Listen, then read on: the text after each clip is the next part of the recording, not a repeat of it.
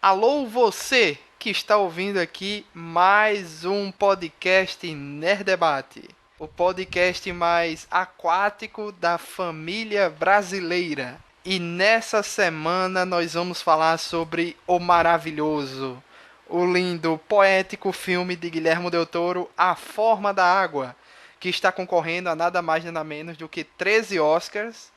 Está aí, às vezes, dependendo de quem assiste ou não, dividindo opiniões de algumas pessoas, mas a maioria de quem vai ver está gostando pra caramba.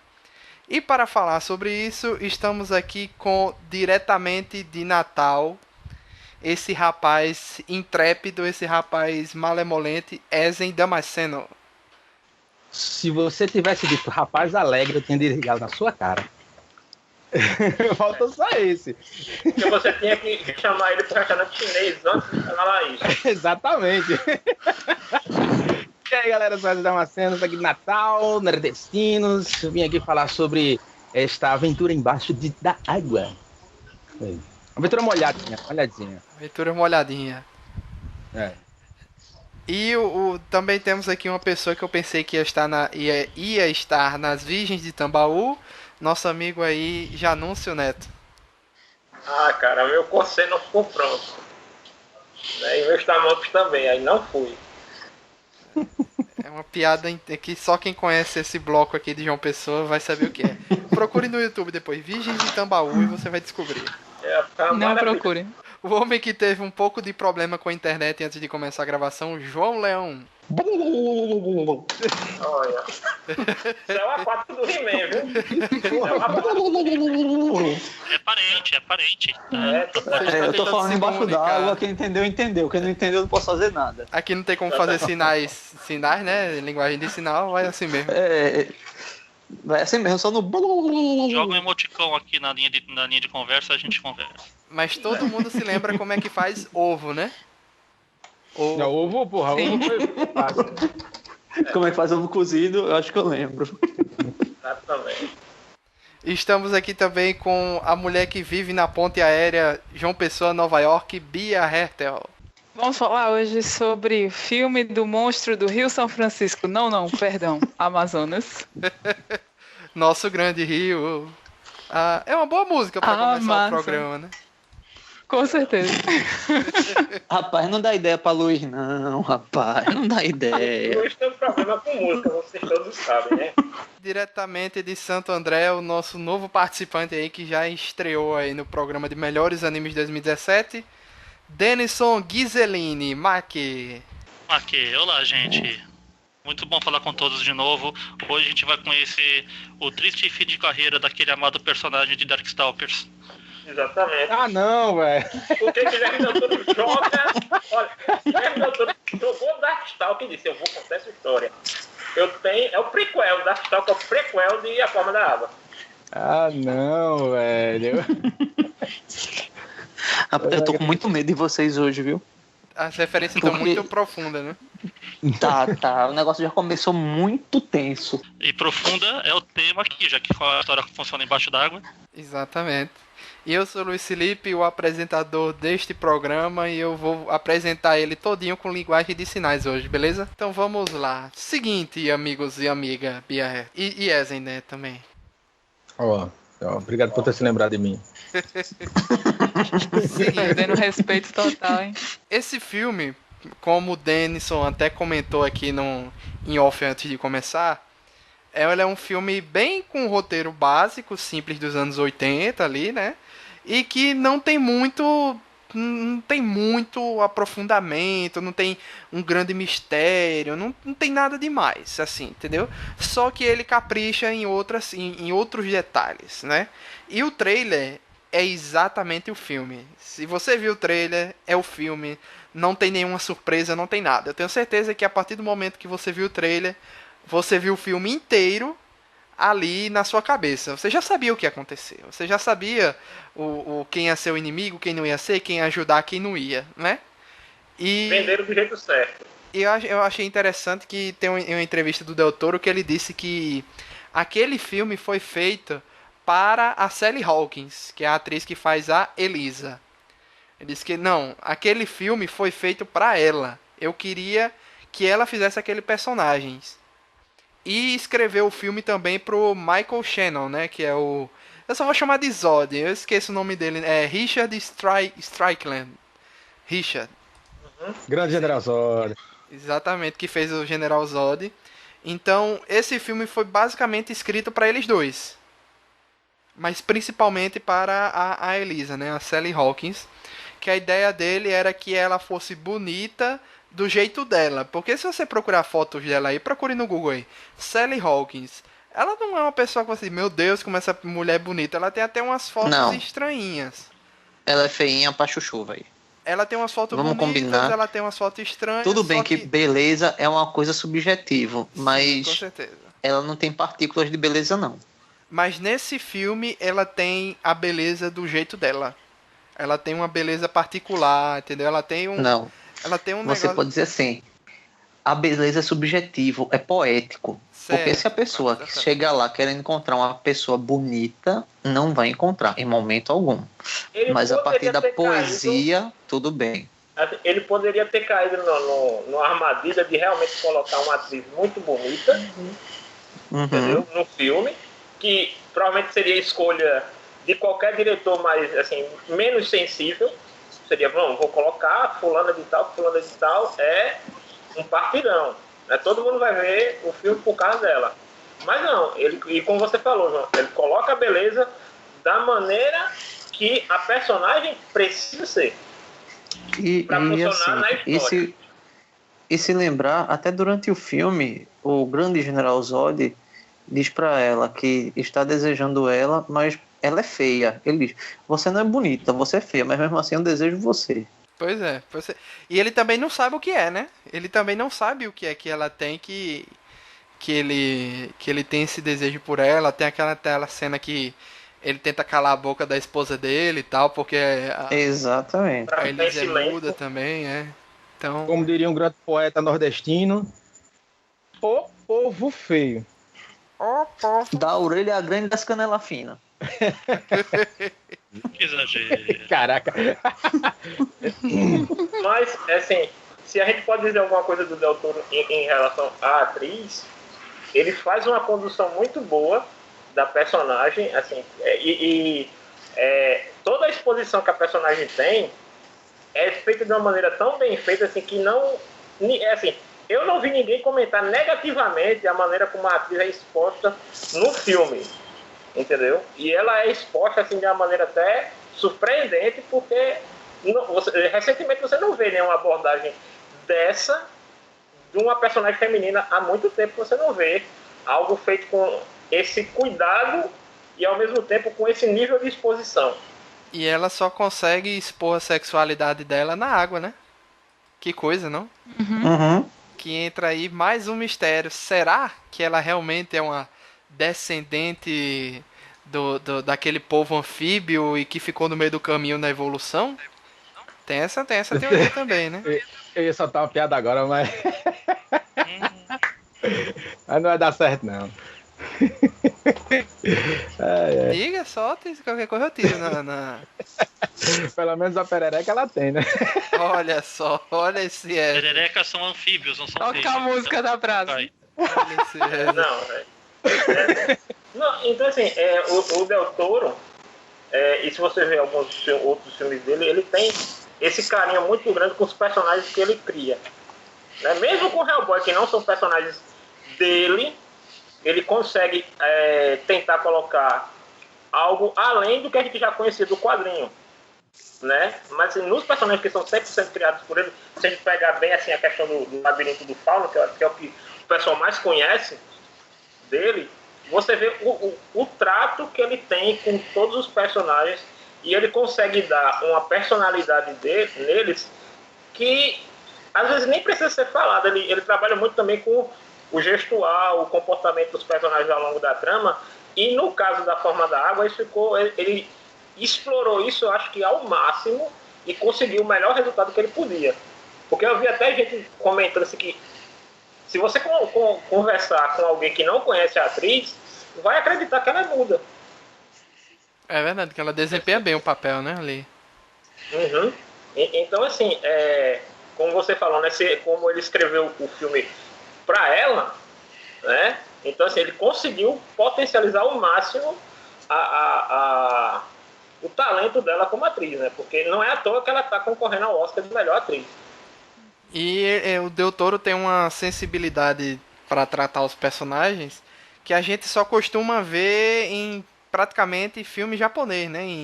Em anime, essas coisas que normalmente nos filmes americanos pipocão, ou seja lá o que for, a gente não consegue às vezes perceber, né? Porque é uma forma diferente de você lidar com os personagens.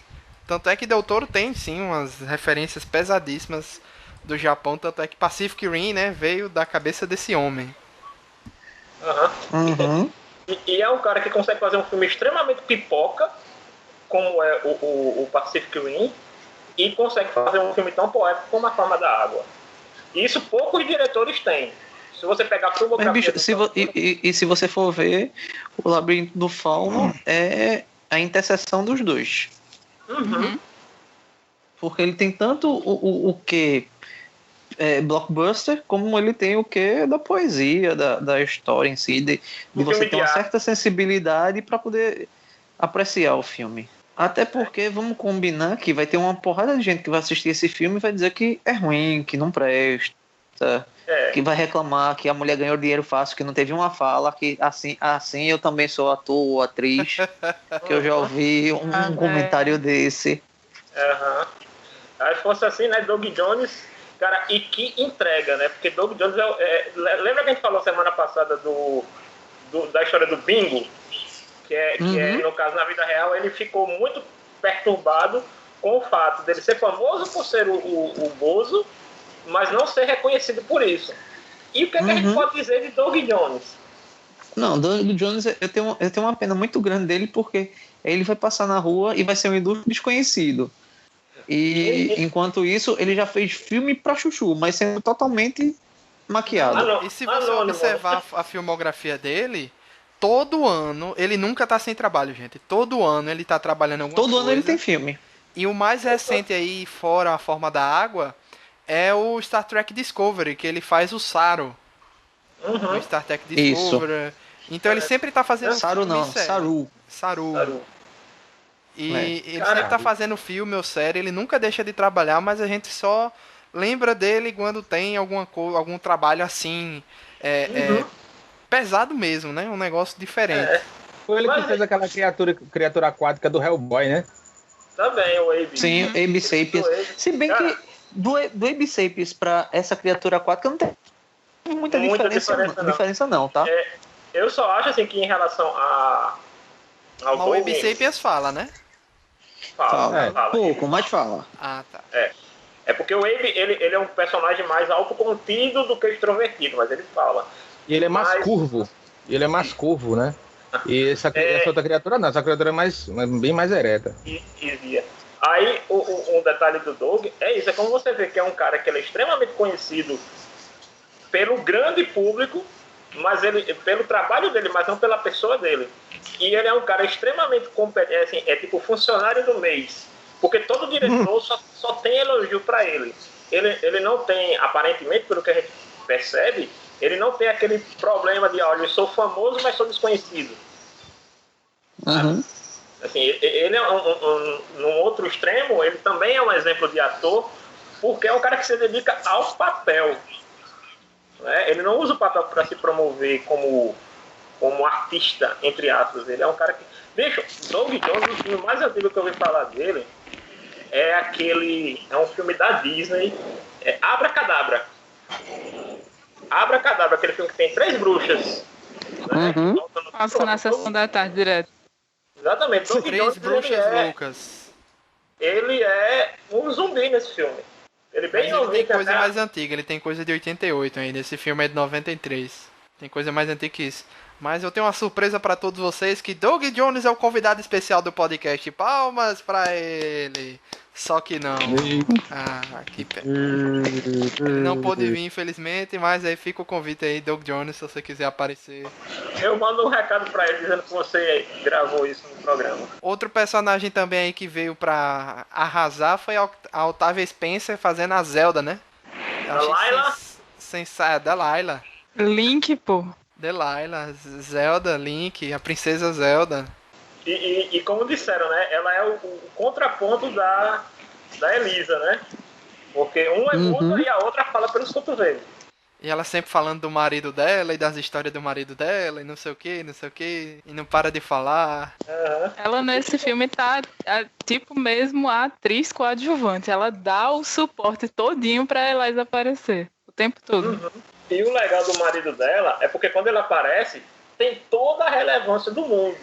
Porque ele personaliza tudo que ela tinha falado o filme todo, né? E quando ela é exatamente o que ela fala. A construção da Zelda, ela até impressiona tanto quanto da atriz principal, por causa que, como foi dito, é muito difícil você ter hoje em dia um personagem secundário, um personagem de suporte, um personagem coadjuvante, que realmente faça uma diferença tão grande na história para brilhar tanto quanto o personagem principal. Eu fiquei impressionado com a presença de espírito da Zelda na história. E ela é um personagem que, se tirar do filme, o filme não funciona. Exatamente.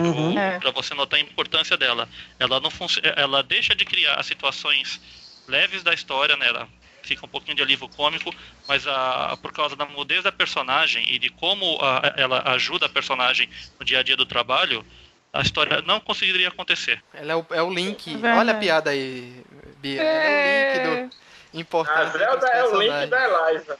É, exatamente.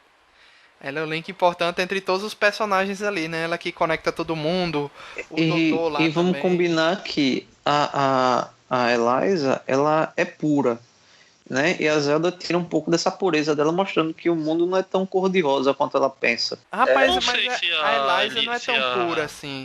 Eu também não acho que seja. Eu acho que a Rapaz, questão ela é, porque é o seguinte, imagine o nível de abnegação da pessoa para se identificar com uma criatura, um ser totalmente avesso a tudo que a gente tem, para se comunicar só com sinais e para tentar chegar a uma comunicação com ele. Nesse Precisa ponto, de uma abnegação muito grande para ter uma empatia para poder se projetar no outro. Será que a própria condição de vida dela de surdez não isolou um pouco da convivência e por causa que ela encontrou alguém que se comunica como ela e que se depende da convivência para funcionar desse jeito, ela não se identificou? Ela só tem justamente contato isso. com Gilles, eu acho, Giles, não sei. Que é o Sim, vizinho o professor dela. lá. E a Zelda, somente. O que eu acho assim que o João está tentando falar e o que o Denis também disse é o seguinte: existem dois paralelos para a inocência que se encaixam para Eliza. Se você pegar a inocência pelo fato dela ser imune a alheia, não é imune, ela ser alheia a, vamos dizer, a uma vida de uma mulher adulta, o começo do filme já corta isso logo de cara. Ela não é uma menininha, ela é uma mulher. Não, ela é plenamente responsável. Ela é uma mulher no sentido, ela tem a rotina dela, e o começo do filme é até uma coisa que eu falo muito na aula de roteiro, quando eu estou dando aula para os alunos, que é: qualquer história começa com a quebra de rotina. E o Guilherme Del Toro, ele tem uma preocupação do primeiro ato do filme, mostrar o impacto da criatura na quebra dessa rotina dela, né? Então, assim, ela é uma mulher plena, ela é bem resolvida com ela mesma, é o primeiro grande ponto. Ela é bem resolvida com ela mesma. Ela não é bem resolvida com a condição dela para com as outras pessoas. Exatamente. Esse é o primeiro ponto que a gente tem que analisar. E no ponto da pureza, que aí é o que eu acho que é onde o João está querendo pegar essa outra inocência, é justamente nisso, dela não ter se privado, mesmo nessa condição dela de muda e diante de todas as diversidades, ela não ter se privado do direito de não replicar o que ela recebe do mundo. Sim, ela Eu acho que não é nenhuma condição de pureza mesmo. Eu acho que é como se fosse uma empatia maior para aqueles que são os fracos e oprimidos, entendeu? Porque o amigo dela do prédio, o cara também é totalmente um artista acabado, o bicho vive, né, com dificuldade e tudo, ele tem que lidar com homossexualidade e tudo. Tempo, né? É um artista fora do tempo, que hoje em dia ele iria fazer muito sucesso no Instagram com as artes dele. Ele tá vivendo muito fora do tempo dele, na verdade, né? Infelizmente. o legal desse filme... Aí talvez assim, o ponto fraco dela seja justamente as pessoas que precisam de ajuda. E aí ela viu aquela criatura que tinha consciência e que precisava de ajuda e ela não conseguiu se virar quanto a isso, né? Virar as costas para isso. Eu vou dizer uma questão bem pessoal minha mesmo. Assim. Quando você vive numa condição adversa, você não vê as outras pessoas ou vê o todo do mesmo jeito quando você não tinha esse tipo de problema. O que eu estou querendo dizer é o seguinte, você se torna um pouco mais paciente e receptivo a encontrar a dificuldade do outro. O que eu estou querendo dizer, o outro está com um problema. Então, assim, normalmente, você consegue procurar pelo menos entender o que é o problema alheio. Quando, geralmente, outras pessoas que não têm nenhum tipo de adversidade ou dificuldade, geralmente não tem essa preocupação com essa empatia. Então, eu acho pessoas que já sofreram conseguem entender o sofrimento dos outros, né? Exatamente. Basicamente, essa eu acho que é uma das coisas que o filme fala muito, sem deixar escancarado. Tipo assim, uma coisa que eu comentei com o João é que esse filme, ele fala muito para muita gente e com mensagens diferentes. Mas em nenhum momento o filme sai do seu contexto. Ele não sai do contexto de época, ele não sai do contexto da trama, não tem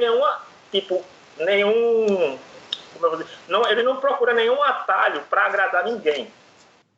Porque, por exemplo, é muito comum você ver em filmes de época que são feitos recentemente, ou filmes ou séries e tal, as pessoas tentam contextualizar uma época, porém abordam de maneira atual. E aí o contexto de época se perde. O filme do Del Toro, ele fala de racismo, mas fala de racismo da maneira como era o racismo naquela época, e isso mostrar o passado para ensinar o presente. Ele não tenta são momentos, eles não mostram muito, né? São momentos chave do filme, mas são momentos pesados, né? Que tem a demonstração do racismo. Um detalhe que eu prestei muita atenção, não sei se vocês perceberam, que é mesmo o Gillis, que você já vê que ele é um homossexual, né? E aí você já cria o quê? Uma empatia com ele. Né? Ele é um cara, uma pessoa boa, ele é um cara que também está numa condição de opressão e deslocado no tempo, mas tem uma cena muito pequena no filme que mostra que mesmo ele também não é tão inocente quanto a Eliza, que é naquela cena que ela está mudando o canal e está colocando uma notícia sobre os protestos dos negros no Alabama. A primeira coisa que ele faz muda de canal que eu não quero saber sobre isso. Aí ela bota um musical. Que também é muito da cultura americana, se você pegar a questão da Segunda Guerra Mundial e também um pouco da sociedade americana dos anos 60, que era o seguinte, estava rolando um monte de problema, mas as pessoas preferiam ficar naquele mundo do cinema, da televisão, ficarem alheios. Ignorar, né? Exatamente. Está acontecendo isso com a gente hoje. Tanto problema político, então, etc. E as pessoas estão alheias. Apesar Exatamente. que ele depois, quando tem a cena com o cara no... Por opção, né? No restaurante, ele não é racista, né? Ele não tá querendo mudar porque ele é racista. Ele tá querendo mudar porque ele ou pode se sentir mal com aquilo, ou então realmente não quer se envolver com aquilo, mas ele não é racista em si, né? Ele não é racista, mas ele não tem aquilo como algo que para ele é relevante, sabe? E isso não quer dizer que ele seja uma pessoa ruim. Ele está dizendo que naquela época aquilo era muito comum. E como o dele está falando, hoje em dia está se repetindo. E aí de novo a gente volta para aquela coisa. Ele mostra o passado para fazer referência do presente, mas não altera o contexto do filme. O contrário de tudo isso que a gente veio comentando é o Richard Strickland, interpretado pelo Michael Shannon, que é o nosso querido general, ou não tão querido assim, né? General Zod, eu só consigo chamar ele de General Zod, não tem pra onde correr. Que é um antagonista clássico. Né? Existem pessoas que nasceram para um papel. Ele nasceu para o General Zod. Pô, é muito perfeito, General Zod. Como o nosso Zod nasceu para ser apelidado de Zod. Não, o pior é que quando a gente vê ele naquele papel, né, no filme ele foi colocado como vilão, né? Mas no ponto de vista dele ele não é tão vilão assim. Ele é um cara que tá. O cara não é vilão.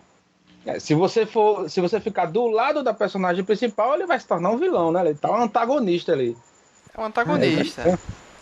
E você vê o Zod ali de novo. Só que dessa vez sem poderes. E a arma dele no filme é praticamente um bastão, né? Um cacete. É um você bastão, notou que bastão. vocês notaram que assim, a visão maniqueísta pura e simples, ela não é tão presente. Porque é o seguinte, imaginem-se militares vivendo aquela situação, cumprindo ordens e mandando usar aquilo ali para encontrar... Não, é o que eu tô... Não, imagine o seguinte, Guerra Fria não, imagina a tempo de hoje. Você é um militar que recebe uma tecnologia qualquer, independente se é um ser, se é uma máquina, mas recebe uma tecnologia e precisa fazer a contra-tecnologia, né? A contra-espionagem. Tem que destruir ela para poder conseguir daquilo ali desenvolver a tua arma. Será que a gente não faria a mesma coisa, não? Claro, mas é óbvio. Ele tava Quem tem seguindo dever ordens de também, cumprir né? isso estaria fazendo isso. Sim, com certeza. Exatamente. Então a gente já absorve aí que a visão maniqueísta pura e simples de não, ele é bandido, ele é do mal. Que eu lembro que quando era criança eu definia os personagens como do mal e do bem. Então, dizer só que ele é do mal, eu acho que não era bem por aí que a banda toca, né? Não. Um detalhe que o doutor coloca é que mostra que ele, como pessoa, ele, sem ser o militar, ele é uma pessoa que também, como fruto do meio, né, fruto da época, ele é racista, ele é machista, né? Mas você vê que mas ele é o também... tipo da coisa que, por exemplo, a esposa dele aceita, entendeu? Exatamente, porque, de novo, é fruto, um retrato daquela época. Assim. Ele, para os padrões daquela época, ele é um bom marido. Sim. Entendeu? E para os padrões daquela época, ele é como até o pessoal fala, é a típica família americana. Mas o que eu acho muito bacana, que é um outro diálogo que eu não sei se vocês prestaram atenção, que no terceiro ato do filme, quando começa o terceiro ato, vocês começam a ver que ele tá lendo um livro de autoajuda. Vocês perceberam? E no momento, quando ele começa a ler um livro de autoajuda durante todo o terceiro arco.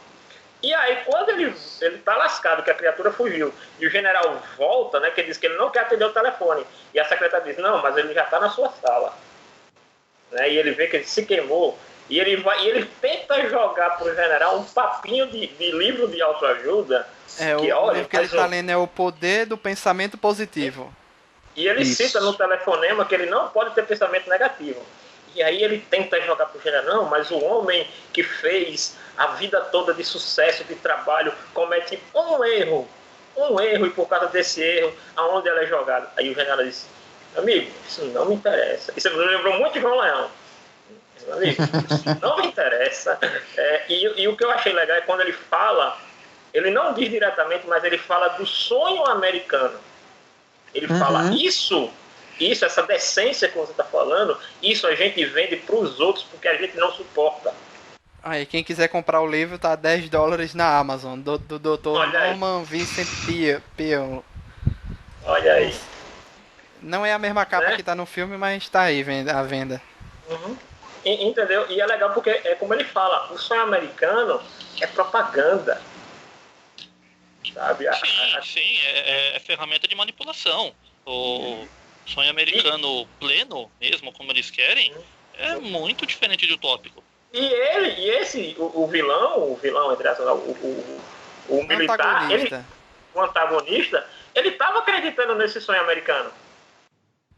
Porque a ideia dele era dali ter uma vida melhor, né? Quando conseguisse o sucesso naquele projeto, né? Porque até o papinho do vendedor também é o vendedor do carro. Ele, não, só estou olhando. E é aquela, não, mas vem, esse carro é a sua cara. Esse carro é um sucesso. Esse vai definir você como um cara, né, bem sucedido. Verde, né? Petróleo. azul petróleo, porque ele Azul petróleo. detesta verde. É. Ele não gosta de verde. E aí, o cara, eu acho que o cara vendeu o carro quando disse, não, isso não é verde, isso é azul petróleo. O cara convenceu ele que o carro não é verde, mas o carro né? É muito engraçado isso. Mas tem como eu digo, esse filme ele tem várias pequenas histórias que compõem uma história muito maior. Não, com certeza. E só do doutor ali você já consegue fazer um filme só da história daquele doutor soviético que tá infiltrado ali há não sei quanto tempo. Dr. Robert Hofstetter. Bob, que odeia quando Bob. chama ele de Bob. Porque meu nome é Dmitri. E dá uma agonia quando o Richard, o Zod, fica com aquele dedo lascado e ele vai ficando, vai necrosando a cada momento e vai ficando preto e... Meu Deus do céu, dá uma agonia da porra aquilo ali. Eu imaginei aquilo ali, sabe o quê? Invisivelmente tá fedendo, né?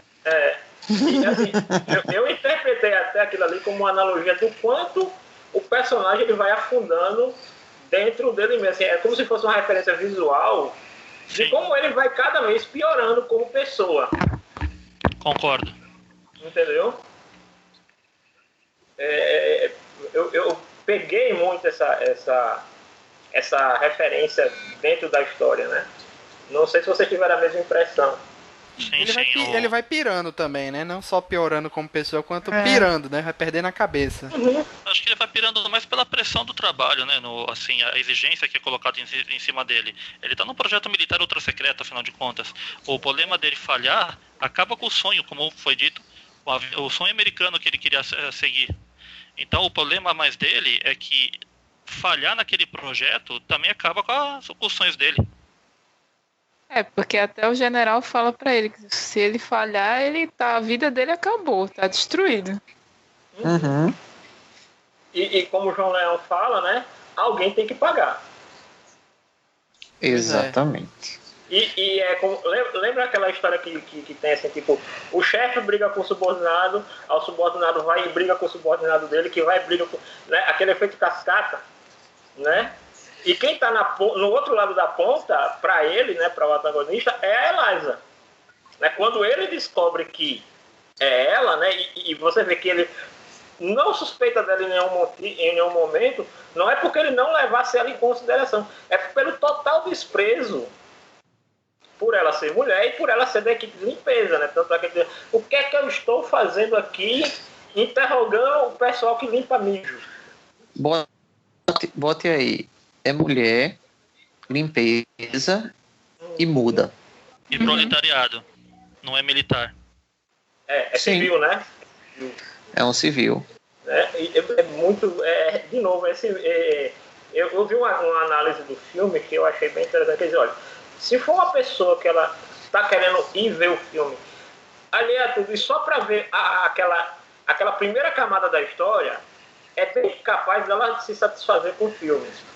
Mas quanto mais a pessoa vai com o filme com a intenção de realmente procurar entendê-lo, a pessoa vai surpreendendo a cada nova descoberta, a cada nova referência que o filme coloca. E, por exemplo, eu sei que tem muita referência ali ao cinema, à TV, né, ao showbiz norte-americano, e aquelas incursões dessas mídias não tão gratuitas, não estão ali de graça no filme, mas, por exemplo, eu não consigo analisar todas. Mas quem tem esse conhecimento, com certeza vai ter uma visão. Esse filme que está passando aqui agora, ele tem ligação com esse momento do filme por tal e tal coisa. Não, tem uma camada ali a mais, com certeza.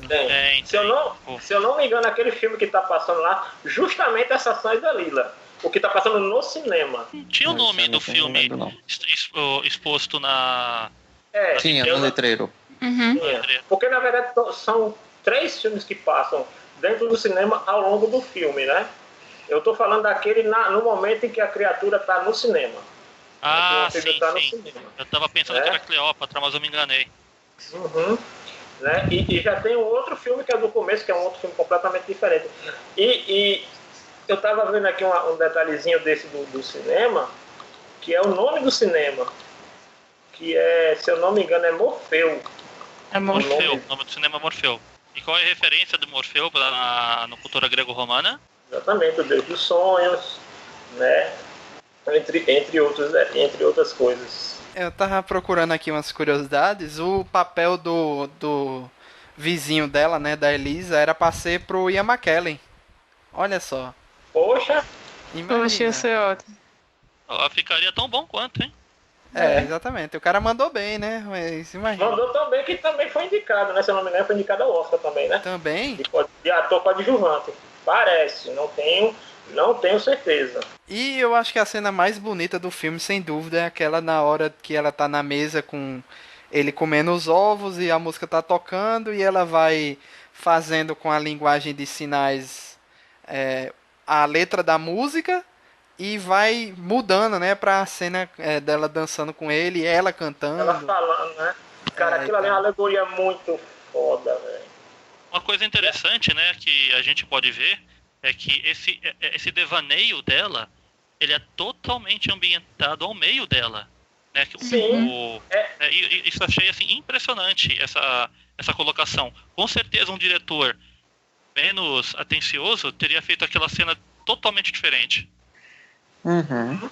Não, e o detalhe é que, assim, como você falou, alguém poderia... Eu já vi gente, não gostei porque do nada ela começa a falar, ou ela começa... Quer dizer, uma pessoa que vai pro cinema, mas não tá prestando atenção no filme, né? E como você falou, é uma linguagem do meio dela, o meio dela de cinema. Ela vive aquele mundo do cinema. E a maneira como ela expressa o amor e a letra dessa música tem tudo a ver com esse momento do filme.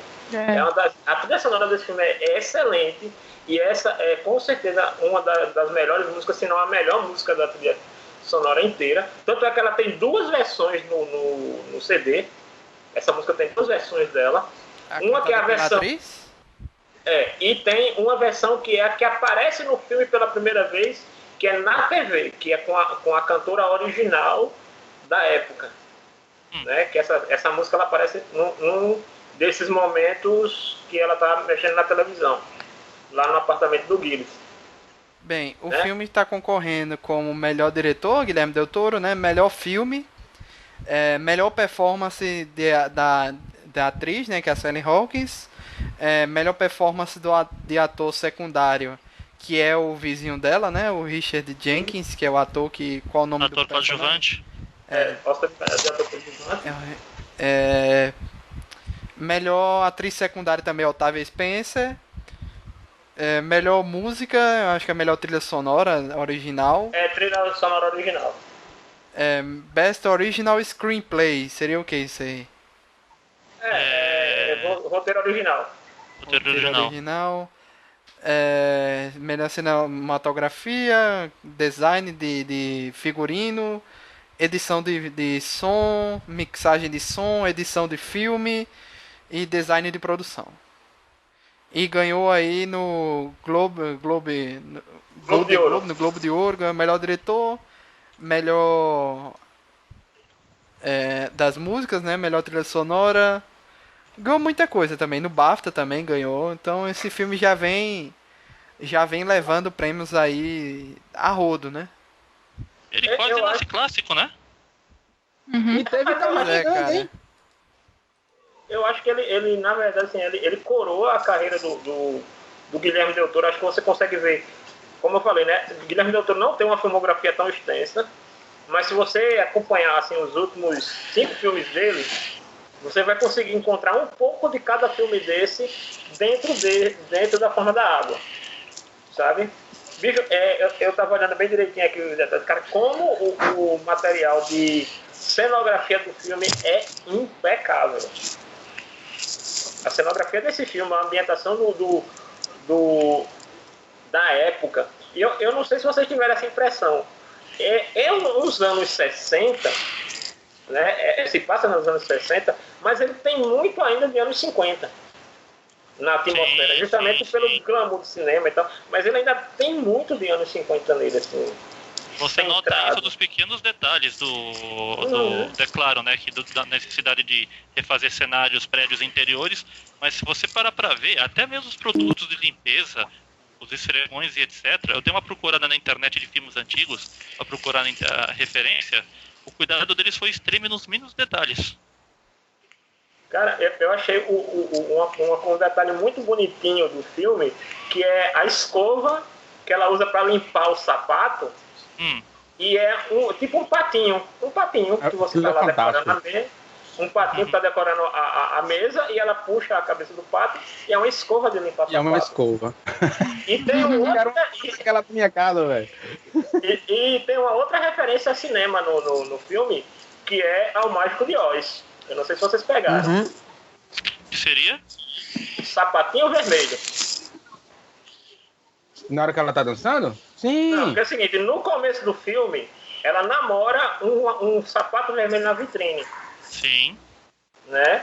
E depois, quando ela tem a primeira relação com o anfíbio, e ela tá ali toda feliz, toda realizada, vamos dizer assim, quando ela voltou para casa, vamos dizer assim, naquela coisa, nada melhor do que voltar para o próprio. Ela entra no laboratório com o sapato vermelho e o Del Toro faz questão de dar um close nesse sapato quando ela tá voltando, que é quando ela encontra a Delilah, né? E tem toda aquela história, né? De que a Delilah percebe que ela tá diferente, que ela tá feliz, que ela tá, né, radiante.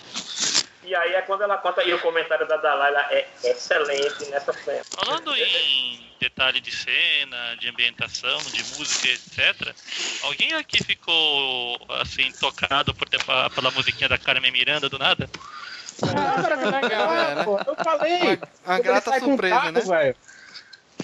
Eu achei muito maravilhoso aquilo, bicho. Muito maravilhoso. Porra, velho, que massa. Tô tocando Carmen Miranda.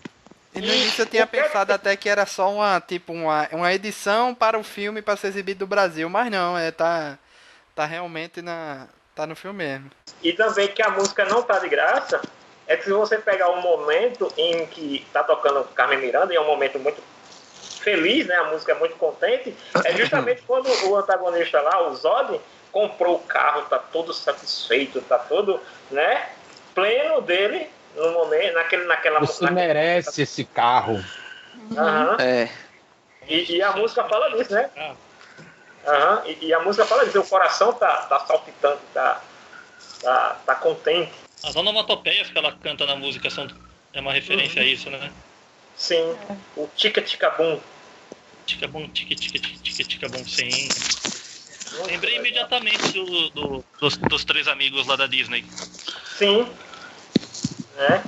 Que também, né, é mais ou menos nessa época aí também, né? Que quando Carmen Miranda estava no auge, né? Lá na Broadway, né?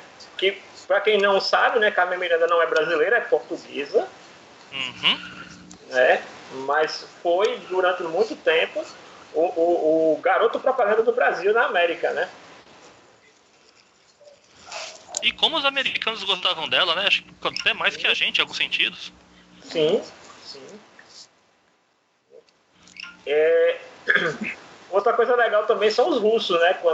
Como são retratados no filme, de maneira até um pouco discreta. Acho que até João, não sei, a opinião de João, que gosta muito de filme de espionagem e tal, como é que o que é que tu acha da caracterização dos russos na trama? Fantástica. Eles estavam ali no restaurante italiano, até porque correto? Não ficou exagerado, não. Não, mas eu achei estranho a atitude deles.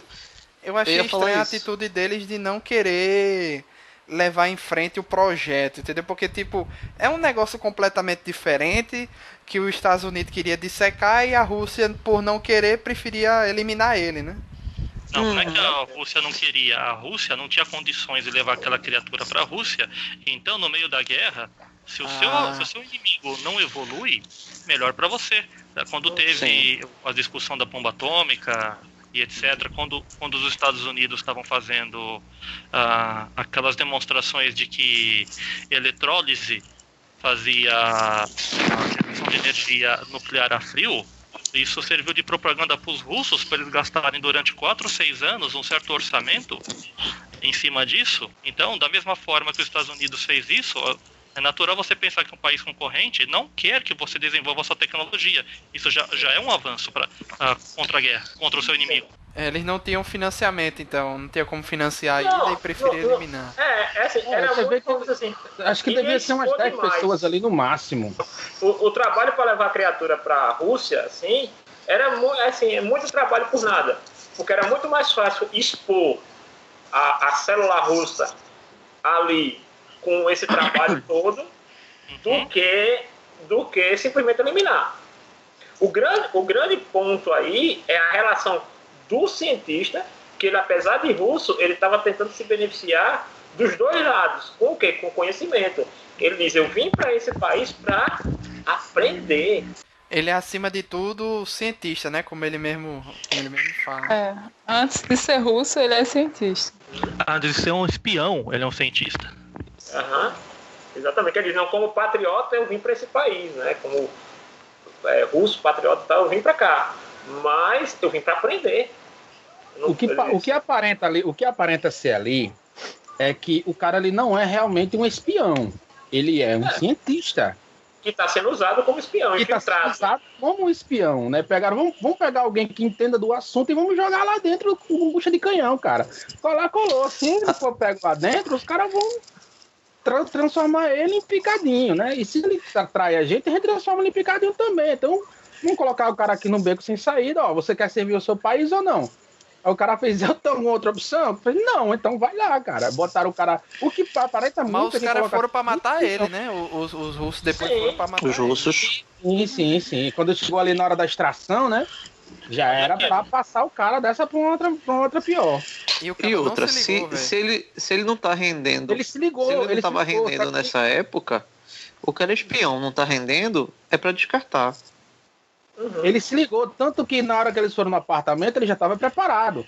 Só que como ali deu bom pra ele aí o cara já, né, dá aquela afrouxou, né? Ele dá aquele crédito. Os caras deveriam ter me passado agora, mas como eles não me passaram, acho que eles vão levar o negócio adiante. Só que os caras só deram um voto de confiança ali pro cara dar o vacilo.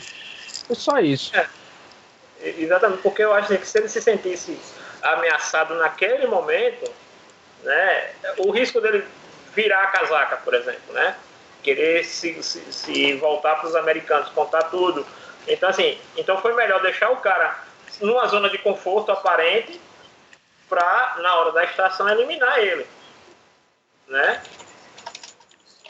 Porque eu fiquei imaginando no filme que em algum momento ele ia querer mudar de lado.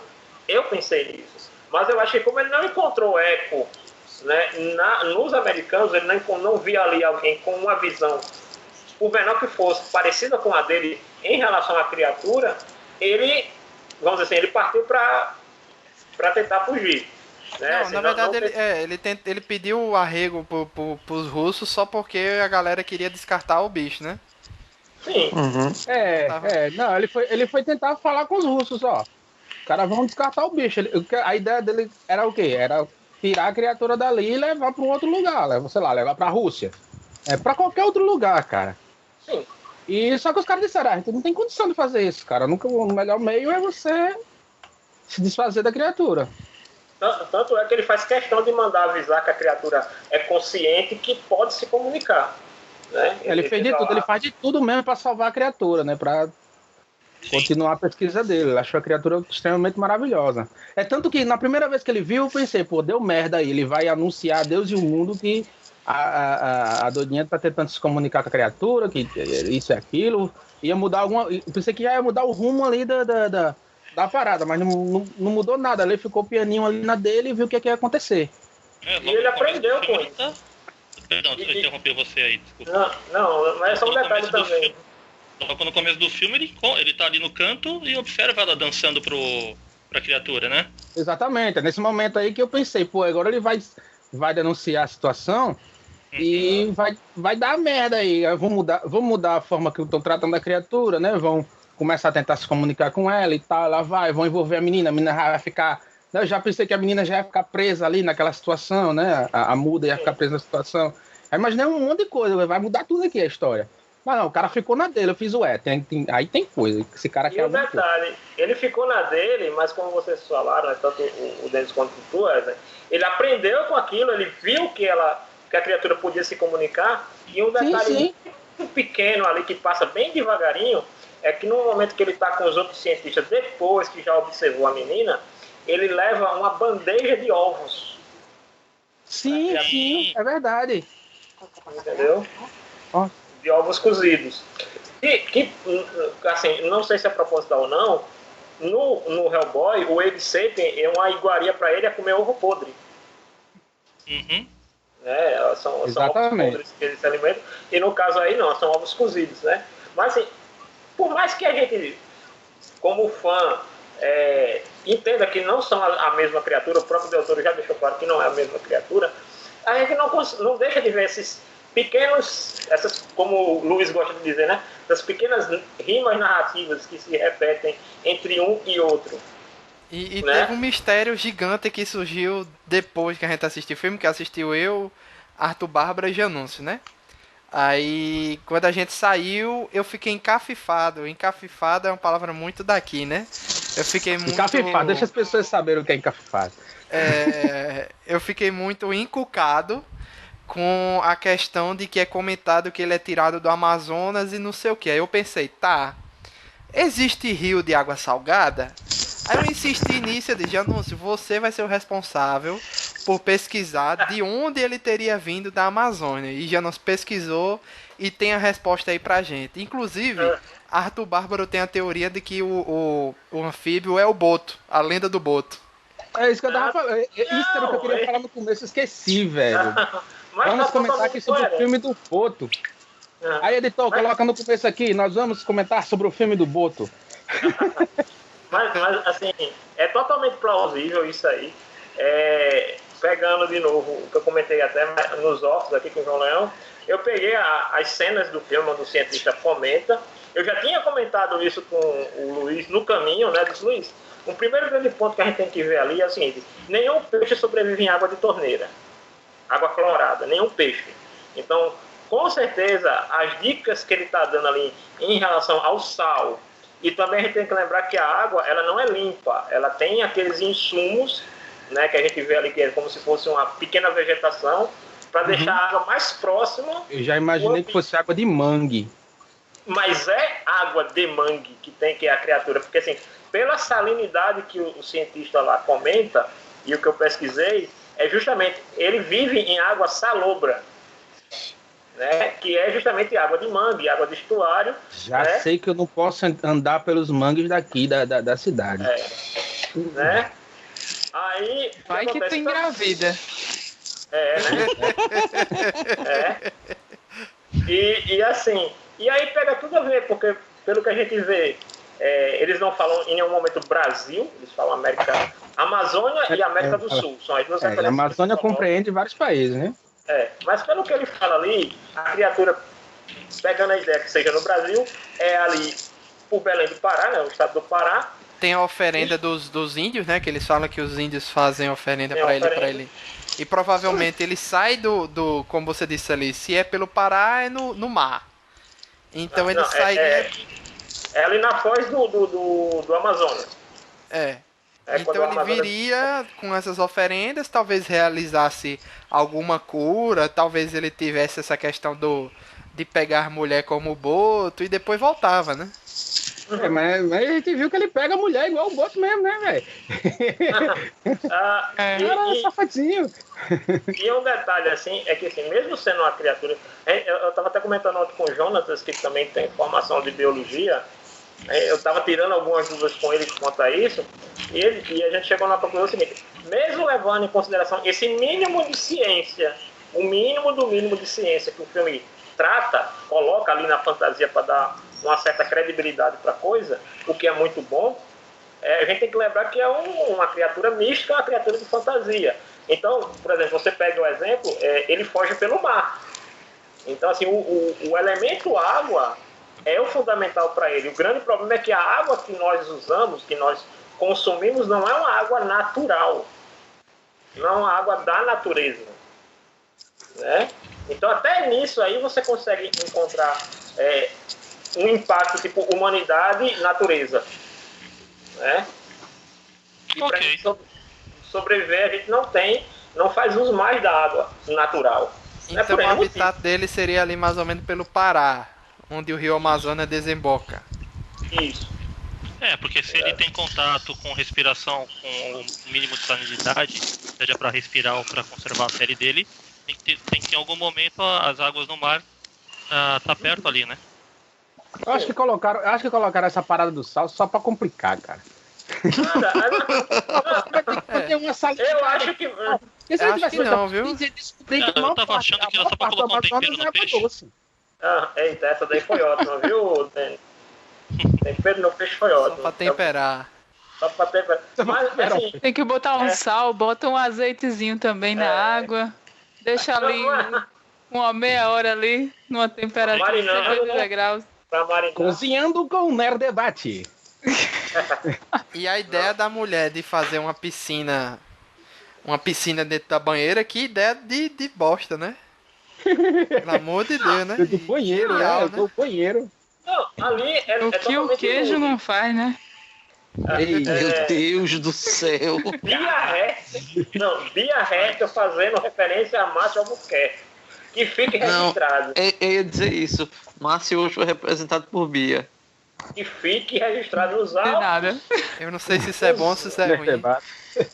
Eu encaro isso como não um elogio, tá? Como um demérito, mas bem, cada um é cada um, né? Não tempera o peixe qualquer. Luiz, você tem que salvar isso pra retrospectiva de 2018, viu? Bia Reta se fazendo de Márcio Albuquerque. Na falta de Márcio, né? Do real, a gente tem aqui uma tentativa.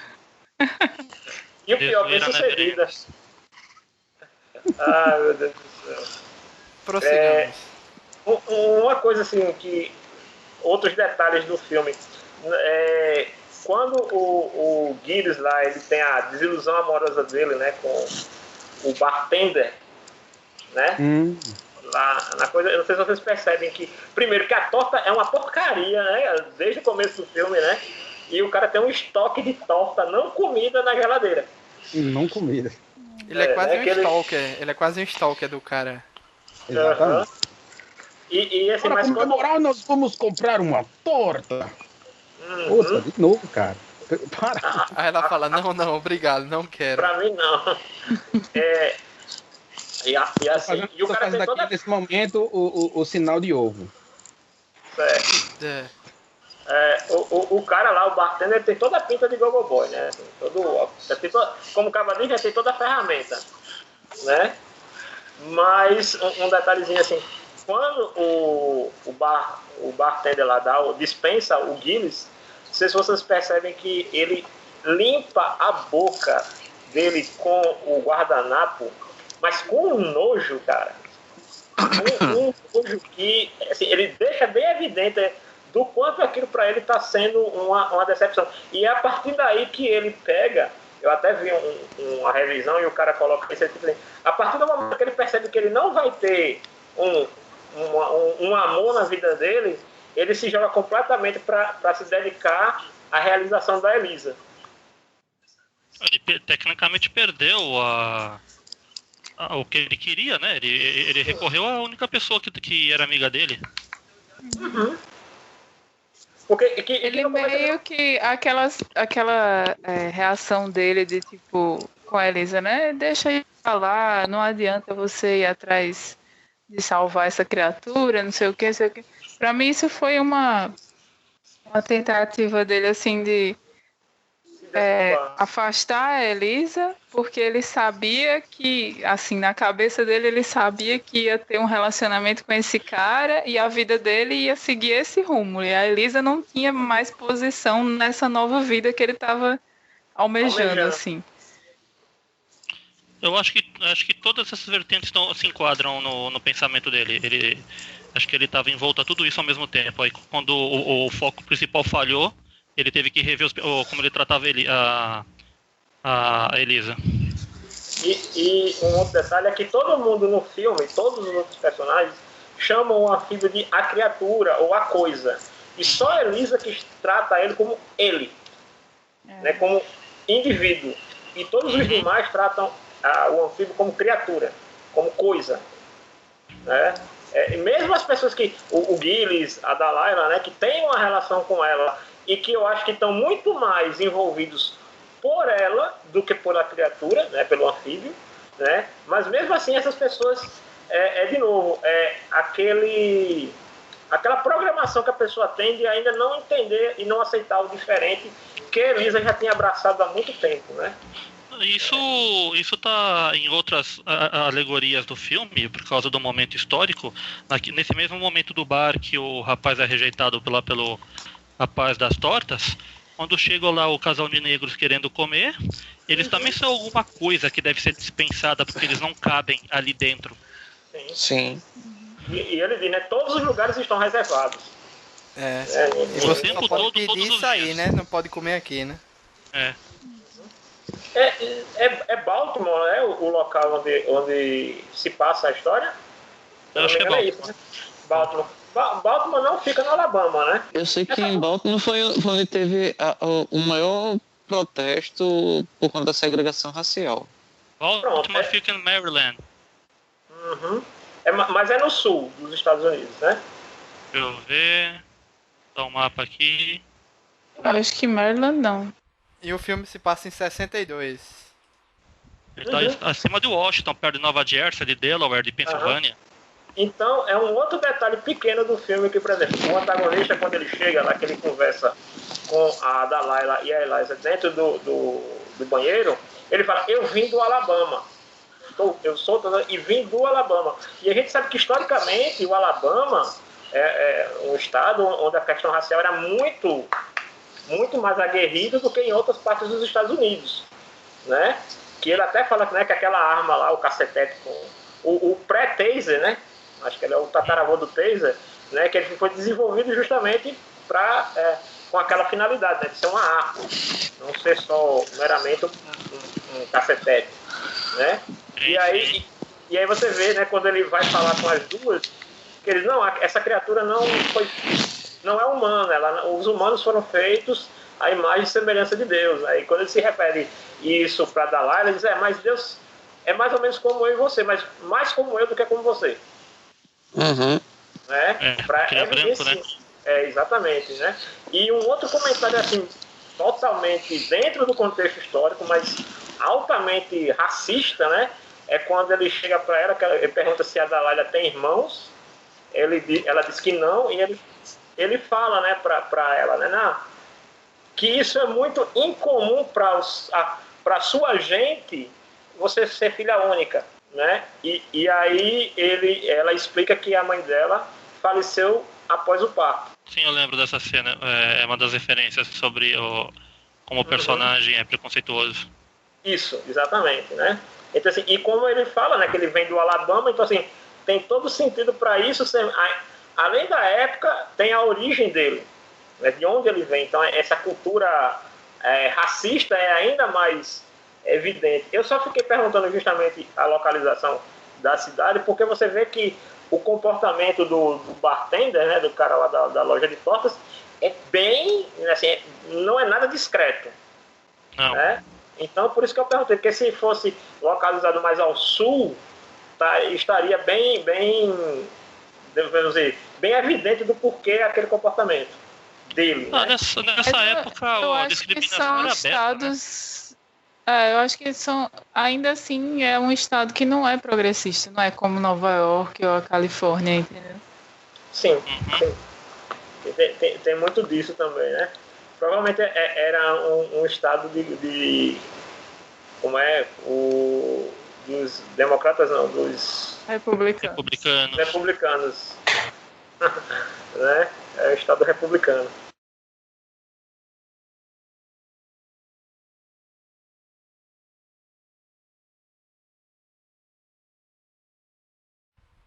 Olha aí que surpresa, só um detalhe. J.J. Abrams divulgou o trailer do novo Cloverfield, né? Cloverfield Paradox, que será lançado dia 5, amanhã. O filme já. J.J. Abrams aí, muito malandro, lançando o filme dele sem divulgação. E vai ser na Netflix. O trailer lançou hoje no Super Bowl e amanhã já sai na Netflix. Coisa boa. Que coisa boa. Já acabou o Super Bowl? Não, ainda tá rolando ainda. Tá no intervalo, pelo jeito, né? Tá saindo os trailers. Que é os trailers, o momento dos trailers. Um detalhezinho, Volta assim, aí. não é uma referência. Tinha alguma coisa pra dizer. Fala. Então, na mudança já pro terceiro ato, quando eles estão fazendo. Perdão, que eles já fizeram o sequestro da criatura, já tá tudo na casa dele. Uma coisa que a gente falou, acho que a gente falou em off também no começo da história, como é a Correção, linguagem técnica, não é sequestro, é rapto. Você tem razão, foi rápido, porque não houve pedido de resgate. Então foi o rápido da criatura. Ou o resgate. É porque sequestro é somente privar a pessoa de locomoção, tá? Privou de liberdade é sequestro. Por exemplo, se eu trancar você dentro da sua casa, eu teoricamente te sequestrei. Raptar é você conduzir para outro canto e mantê-la em cativeiro. Tu ia falar dos gatos? Ia falar dos gatos. Olha aí, eu já sabia que a gente ia fazer no momento Stranger Things. Então, vamos falar disso então. Vamos cortar e falar de novo então. No terceiro ato, quando eles já estão em casa, já estão com a criatura, né? Como a gente conversou aí no começo do episódio em offline, tem uma referência que o pessoal tá falando que de Stranger Things, né? O gato é devorado pela criatura. Coitado do gato. E o dono nem falou, tudo bem, ele já era selvagem mesmo, você também é selvagem, vocês se entendem.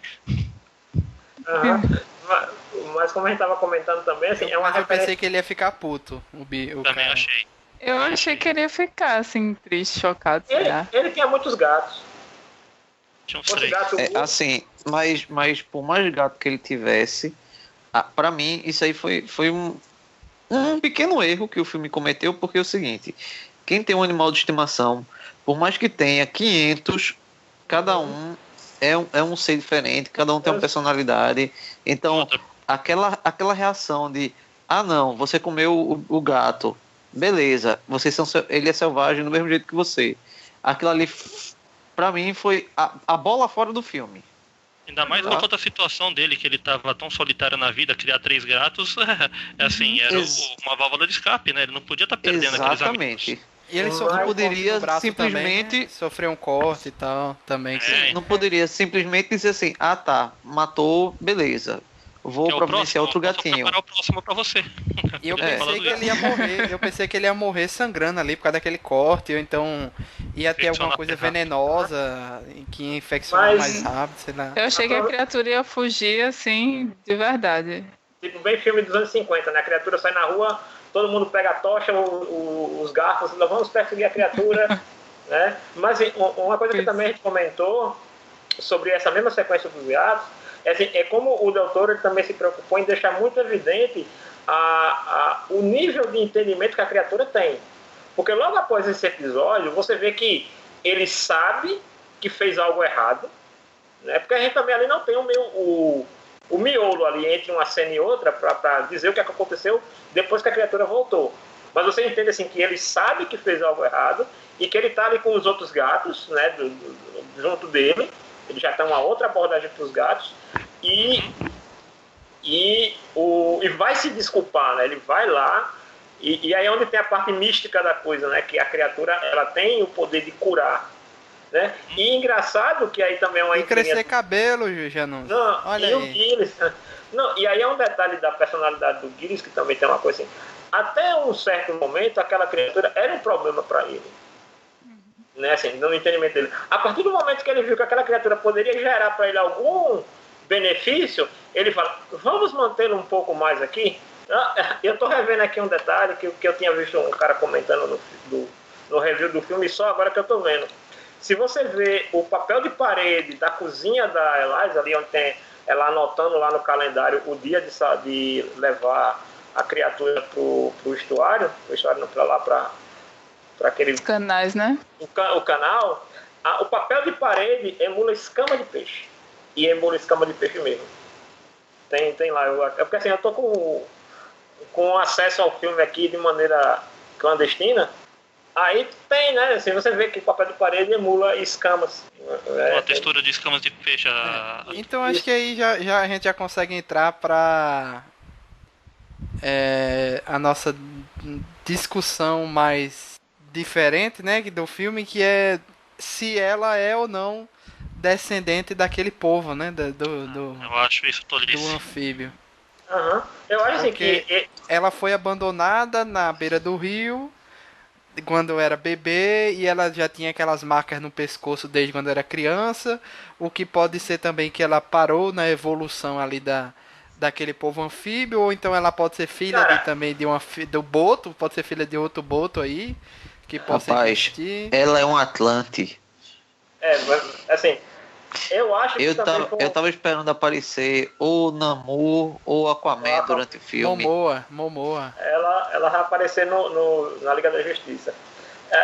Mas assim, uma coisa que eu achei legal também do Del Toro, né, e do roteiro, aceito do roteiro, foi o seguinte: ela tem um mistério, ela não tem uma origem definida, ninguém sabe de onde ela veio, as informações que tem são aquelas que a Delilah fala, que ela foi encontrada próximo a um rio e que ela já tem essas cicatrizes que nem são, se você imaginar, a maneira como a Delilah fala não corresponde com a descrição dela, que foi um acidente, ou porque são cicatrizes muito perfeitas.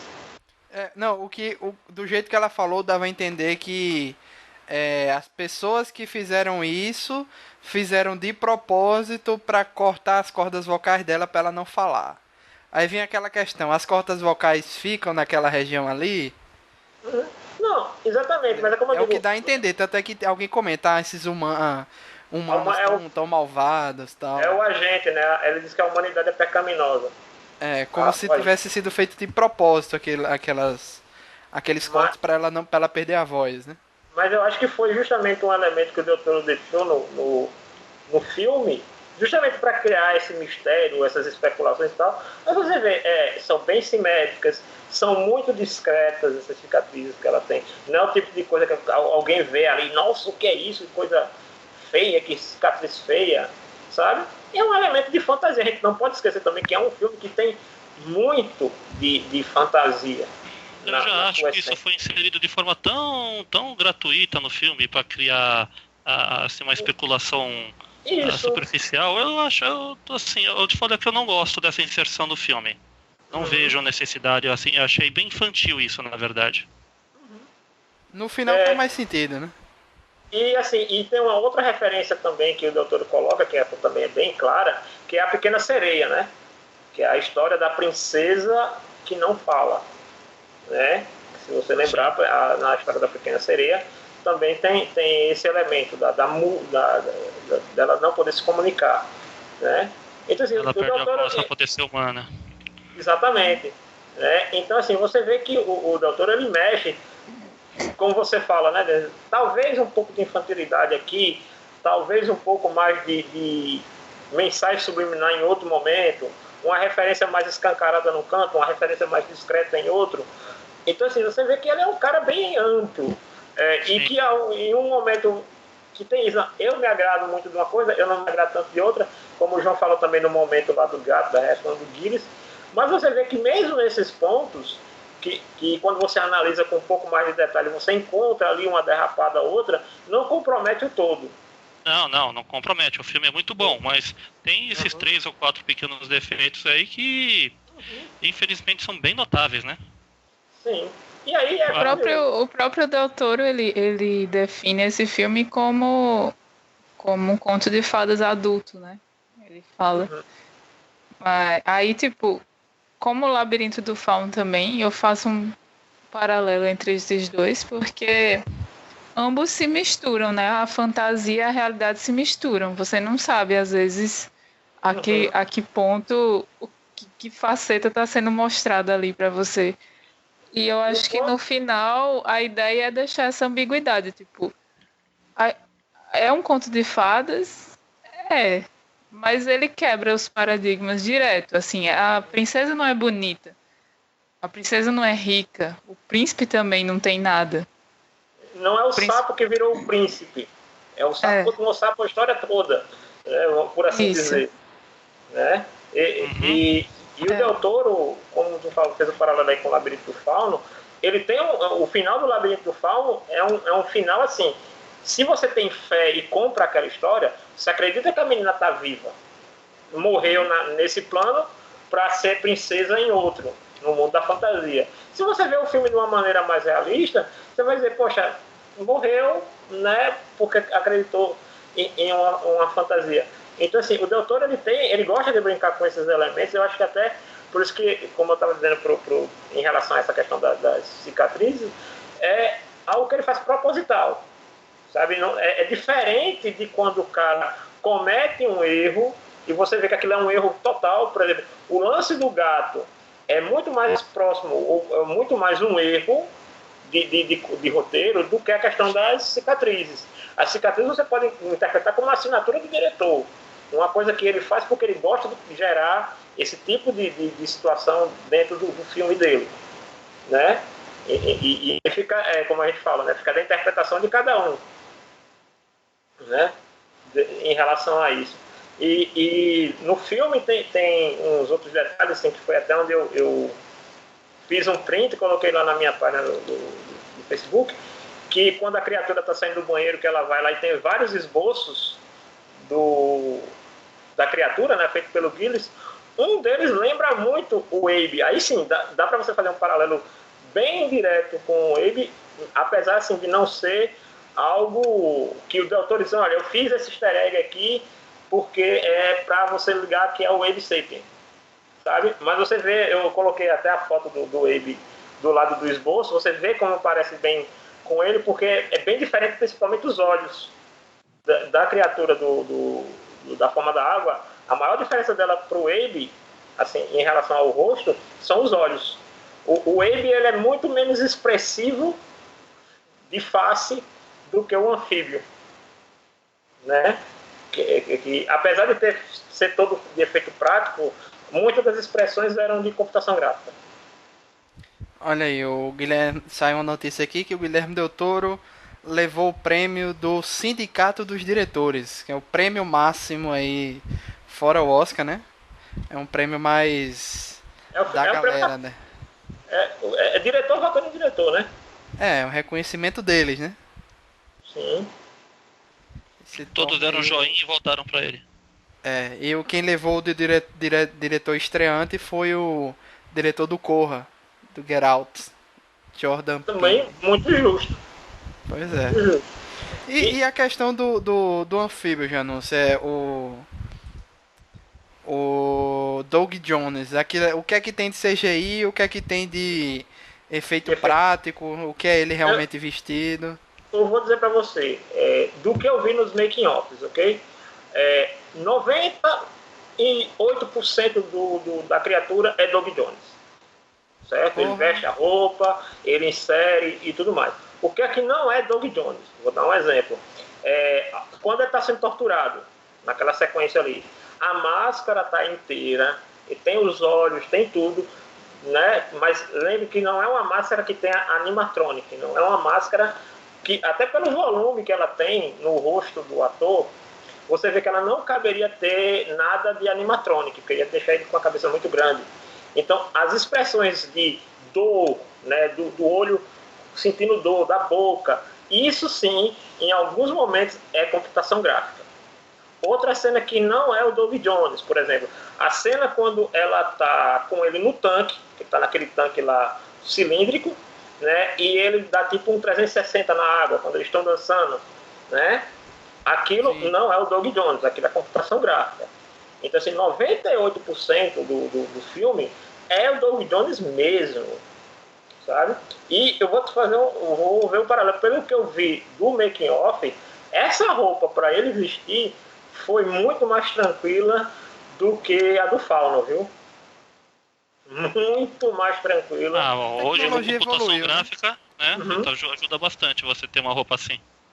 Sim, não, e você vê que é muito corpo, porque eu vou dar um exemplo assim que eu fiquei admirado no filme. A cena da dança. Você vê como aquela roupa funciona. Ela é funcional. Aquilo ali não tem computação gráfica. É ele dançando. E detalhe, Doug Jones, e isso ajuda muito no filme, você percebe muito, ele tem formação de mímico. Então por isso que ele atua com o gestual com muita evidência nos filmes. O Fauno mesmo, você vê que o Fauno, ele tinha um uso exagerado das mãos para tudo, assim, parecia italiano, né? Mexendo as mãos assim. Só faltou o maquê, né? Mas você vê como essa formação de mímico dele contribui para ele expressar sentimento sem falar. Né? Sim, o trabalho corporal do ator para fazer o Homem-Peixe está realmente sendo um dos destaques aí, eu admito.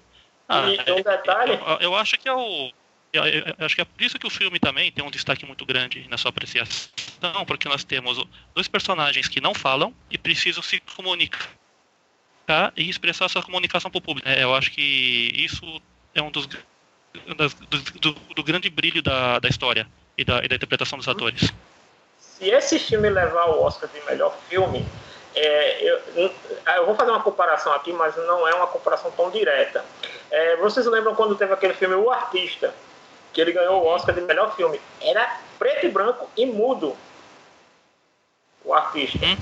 Né? E eu faço muito um paralelo disso com A Forma da Água, nesse ponto, como você está colocando. Os dois principais atores do filme, e que são a força motriz, vamos dizer assim, da trama, não falam. Entendeu? Não falam de maneira nenhuma. E assim, a legenda que tem, a inserção de legenda que é feita para Elisa é muito mais. E aí aquela coisa assim que é quando o diretor ele não se adapta para o grande público. Que é o seguinte, ela está usando a linguagem de sinais e ele usa a legenda para referência para nós. Né, que não temos esse conhecimento de falar Libras, e ele faz aquilo ali, ele não molda a personagem para o grande público. A personagem é aquilo, e, por exemplo, quem lê Libras ou quem tem efetividade vai se identificar na plenitude. Olha, eu vou dizer, o filme não leva os 13 Oscars, mas leva 10. Cara, assim, como eu falei. Ora, poxa. Doug Jones não, assim. Vai ter 3 aí que não vai levar. O que eu olho assim muito, e o que eu fico muito esperançoso pro Oscar, é que eu nunca fui ver um filme, uma cerimônia do Oscar com tanto interesse de torcer por um filme, como eu vou torcer por A Forma da Água, pelo seguinte: é um diretor que, para muitas pessoas, ele era totalmente relegado a um nicho, mas é um diretor que ele é muito autêntico, ele não foge de suas essências. Sabe? Então assim, ele é muito fiel àquilo que ele gosta, que é contar histórias de monstros. O discurso dele no Globo de Ouro fala muito disso, e você vê assim, o quanto ele fica emotivo, porque ele é um reconhecimento, ele está sendo reconhecido sem deixar de ser quem ele foi ao longo da carreira. Sabe? Vamos ver se ele ganhando muitos prêmios aí, ele vai receber mais investimento para outros filmes, né, que ele possa ter na cabeça. E foi justamente isso. E lembra que eu comentei aqui num outro programa, eu fiz uma matéria pro portal, em que ele deu uma declaração que ele lamentou muito, porque a Universal ofereceu para ele o Monsterverse. Ofereceu para o Del Toro desenvolver todo aquele conceito lá dos filmes dos monstros da Universal, né? Da Universal o quê? Da Múmia? Da Múmia, do Lobisomem, todo o universo clássico deles, né? Exatamente, eles ofereceram todos os personagens para o Del Toro criar o universo dos monstros da Universal. E ele não pegou. E ele depois tem uma declaração que ele se arrepende muito e tal. Mas eu acho o seguinte, que agora, primeiro, depois do fracasso que foi o último filme da Múmia, né, depois do fracasso que foi esse último filme da Múmia, que literalmente, né, resetou toda a ideia desse universo compartilhado.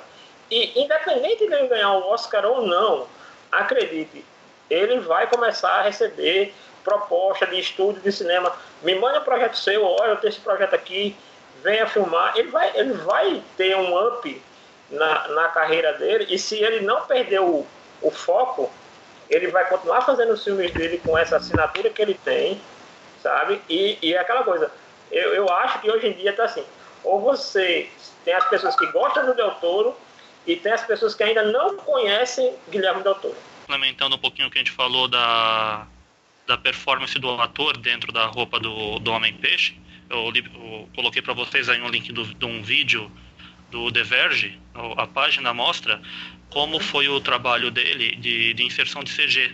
A maior parte das cenas que ele aparece de corpo inteiro, apenas da boca para cima e o resto da cabeça é que sofre algum tratamento 3D. Exatamente. Todo o corpo dele é manifestação do próprio ator. Assim, a interpretação corporal dele.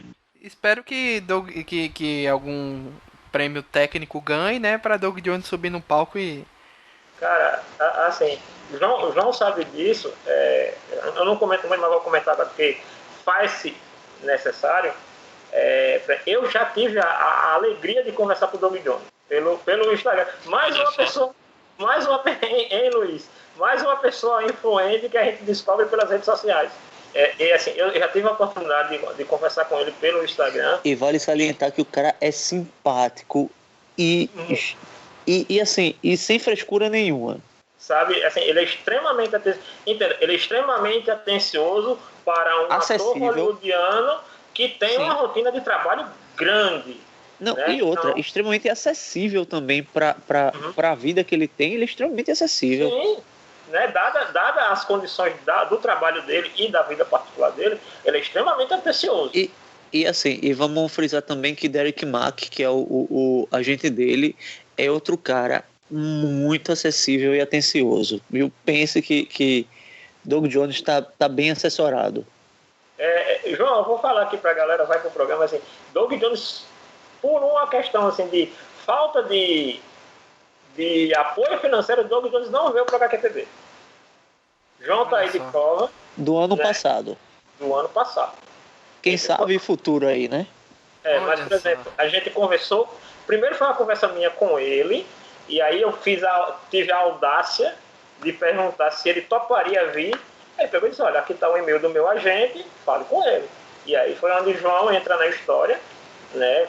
Fez todo o contato. Assim, existiu uma real condição de Doug Jones ter vindo para cá, sabe? Assim, não é lorota que a gente está falando e tal.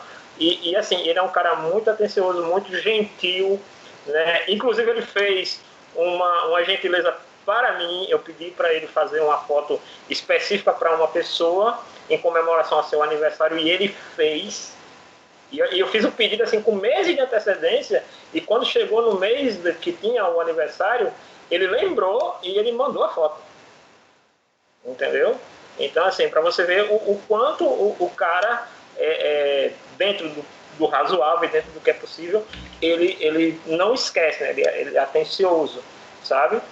Então, é um cara que você torce para ele conseguir êxito, sucesso. Né? A mesma coisa com o Guilherme Del Toro, que quem teve contato com ele disse que é uma pessoa também muito, muito prazerosa de se conversar e de se conhecer. Ele entra praticamente ali naquela... ele é o Andy Serkis, só que o Andy Serkis e os personagens é mais de CGI, e ele é mais de personagem que usa realmente alguma roupa e tem algum CGI básico por cima, né? Ele se veste mesmo do personagem. Ele é dos efeitos práticos, né? É isso. E engraçado é o seguinte, porque em Hellboy 2, ele tem um momento musical, né? Que no caso ali ele canta, né? Porque o Doug, né? O Abe fala, né? Ele tem um momento musical lá com o Hellboy, né? Que inclusive a música é I Can't Smile. Não estou lembrando agora o nome da música, mas é uma música lá bem romântica, bem até meio brega lá para os Estados Unidos. Ele canta junto com o Hellboy, porque ele está apaixonado lá pela princesa élfica, né? E A Forma d'Água tem um outro número musical, né? Sendo que dessa vez ele está dançando. E aí a gente vê aquela coisa, né? Como atores norte-americanos têm uma formação muito mais completa, né? Que é como a gente, né? O cara tem que cantar, dançar, sapatear e ainda andar a cavalo, né? Tem que ser pau pra toda obra. Não, mas aqui no Brasil tem isso também. Tem muito ator, porque a gente não costuma ver muitos deles. Tem muito ator completo. É um talento explorado, né? Exatamente. Tem muitos aqui no Brasil que são assim, que como você disse, canta, dança, sapateia, faz teatro, faz filme, faz anda comédia, drama, faz de tudo. Aquela coisa, anda a cavalo e ainda sabe esgrima. Pois é. Porque lá eles têm mais visibilidade, claro, né? E faz parte do padrão deles de formação de atores. Aqui eu acho que no Brasil é muito mais assim do interesse individual de cada ator querer se especializar, querer ampliar seu repertório de conhecimento e de atuação. Lá nos Estados Unidos você vê que é quase uma regra, quase todo mundo tem esse mesmo tipo. E é engraçado porque até mesmo cantores que fazem o caminho inverso, que tentam ir para a atuação, também passam por esse processo, né? Você vê que tem muito cantor que se dá bem como ator lá nos Estados Unidos. Então vamos para as nossas queridas e maravilhosas notas de 0 a 10 para estabelecer a média de A Forma da Água, que para nós aqui, como lançou aqui no Brasil em 2018, ele vai ser considerado um filme de 2018 e no final do ano vai entrar com certeza ele vai entrar na lista dos melhores do ano, né? Vamos lá, começando pelas damas, Ezen Damasceno, nota de 0 a 10 e considerações finais para A Forma da Água. Antes eu tenho uma pergunta para fazer. Já mandei o seu se lascar hoje, já? Acho que já, Tô começando pelas damas, safado. Mas é dama do jogo de dama, rapaz. Você chegou no tabuleiro, você chegou lá no final do tabuleiro, aí botou uma casinha em cima. Entendi. Agora tá explicado. A pena que essa explicação sai de você, não dele, né? É porque eu antevejo o movimento das criaturas.